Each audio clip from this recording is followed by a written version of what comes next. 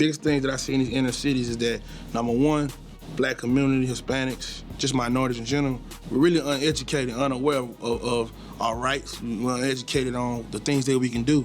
Like I see all these people making all these statements about you should go vote and this and that, you should go vote, but at the end of the day, we got a messed up system, we got electoral college, which means at the end of the day, your vote still doesn't count at the end of the day because the electoral gonna vote how they want. Well, rewind back, we don't vote locally, we don't vote statewide. And then when the big election comes around, you expect somebody to go vote then. It's like, no, we got to start from the beginning. Just like when the incident happened in Ferguson, they kind of wised up, and now they finally got black people, in their district. Now they got black cops and sheriffs and this and that.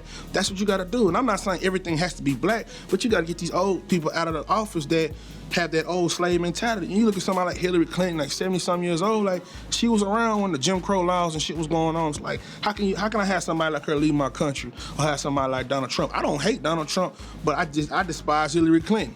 You dig what I'm saying? So when I went to the polls, I was like looking at the battle like, damn, who do I vote for? You know what I mean? So I did a write-in vote. I really felt like nobody, none of those people deserve to be no president at the end of the day. So what blacks gotta do, we gotta start voting. Then also, as parents, we gotta start telling our kids it's nothing wrong with being a police officer. You dig what I'm saying? Like, we got, all the people I know hate cops, just point blank period, but at the end of the day, what if we teach our kids like, yo, you wanna be a cop, cool, but you need to do this. You need to look at your community and see how jacked up it is or see how your friend's neighborhood is jacked up and do something about it, make a change. There's nothing wrong with a little kid being a cop, but just teach him, yo, you don't go here and you don't pick on people, you don't do this and that. You do your job, you protect your community. You dig what I'm saying? I ain't never called the police, but I got people around me where things have happened and they've called the police. We just gotta do better, man. We gotta teach our kids that they can be something in the world, be politicians. When the shooting happened in Dallas, what's crazy is I was actually downtown, like a couple streets away. I wasn't over there. I'm not really into all that protesting and kumbaya and stuff, but I was like in the vicinity.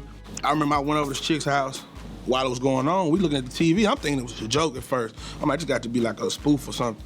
Then I seen it really was going on. And I'm gonna be honest with you, when I first seen it, I kind of was like numb, like how y'all want us to feel? Selfishly I'm thinking, shit, now y'all see how we feel. But then reality hits you like, damn, what if that was my son that was a cop that got shot? You dig what I'm saying? So it's like, I really feel like it was a lose-lose situation. I don't wish death on nobody, but I do wish that my community of Dallas would have been a little bit more sympathetic for the kids that had been killed by the police officers. It's like nobody really gave a fuck that blacks is being killed by police officers. But as soon as a cop gets killed, everybody's like crying and breaking down like, oh, the world is going crazy. I'm like, yo, we've been getting killed forever, since the beginning of time. What about us? So I feel like that kind of started the dialogue between the police and the community. It wasn't like crazy, but I know for me, me and Ronnie went to a couple schools where we had to sit in a room with police officers and just talk. The tension was there.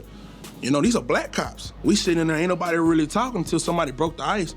Then once you start hearing their story, you realize like, damn, they really are some good cops. And they said it's a lot of bad cops, just like it's a lot of bad people in the world. Not just blacks, it's a lot of bad white folks as well too.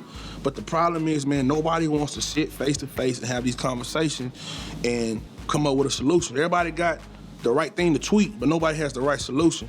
People just gotta sit down and talk face to face. Excuse me for using the N-word like that, but people gotta come together face to face and have these conversations. That's the only way we're gonna move forward as people. So I didn't know that you was supposed to get half of the money up front and then get the other half at the end. But we drove all the way to the show and then the promoter never picked up the phone. So I was just asked out and never did a show and I didn't get no money and I was on E. They're thinking, intelligent people, and if I just come out and be like, hey, I'm gonna go out on the streets of the Bronx and find me some marijuana, I'd have to sit there for 30 minutes and explain to them, and they'd go back and forth. Is this a smart decision? You should think about this. I didn't really have time for that. I was trying to smoke. For me, I critique myself a lot, and I probably need to stop, man. But I had a good time recording Bel Air Never because there wasn't no issues. And with me and my hoe, that was fun. I ain't gonna even lie. Me and my hoe were fun. The Valentine Project. The conversations has to come from like us. We have to speak to our own people more and more.